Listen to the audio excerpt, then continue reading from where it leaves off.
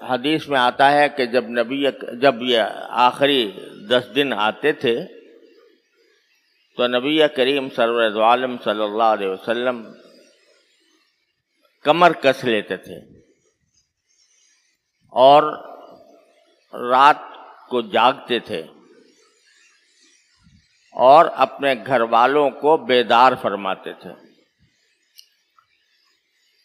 عام معمول یہ تھا کہ جب آپ تہجد کے لیے اٹھتے تھے تو اس وقت اپنی اہلیہ کو، ازواج مطہرات کو رضی اللہ تعالی عنہن اٹھانے کا اہتمام نہیں فرماتے تھے، بلکہ بعض روایات سے معلوم ہوتا ہے کہ آپ چپکے سے اٹھتے تھے اور دروازہ بھی آہستگی سے کھولتے تھے تاکہ جو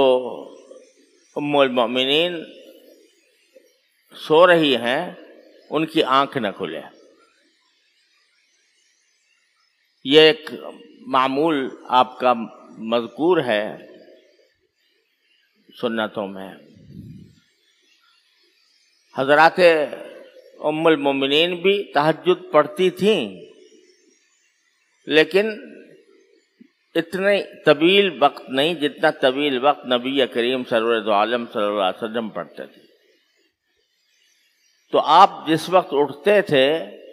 تو اس وقت اہتمام فرماتے تھے کہ کوئی ایسی آواز نہ ہو کہ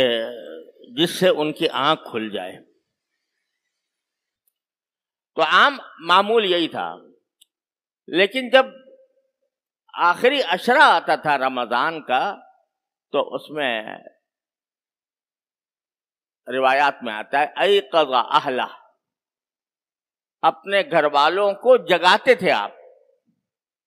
باقاعدہ اہتمام کر کے کہ بھائی یہ عشرہ اخیرہ آ رہا ہے، اس کی راتوں میں جاگو۔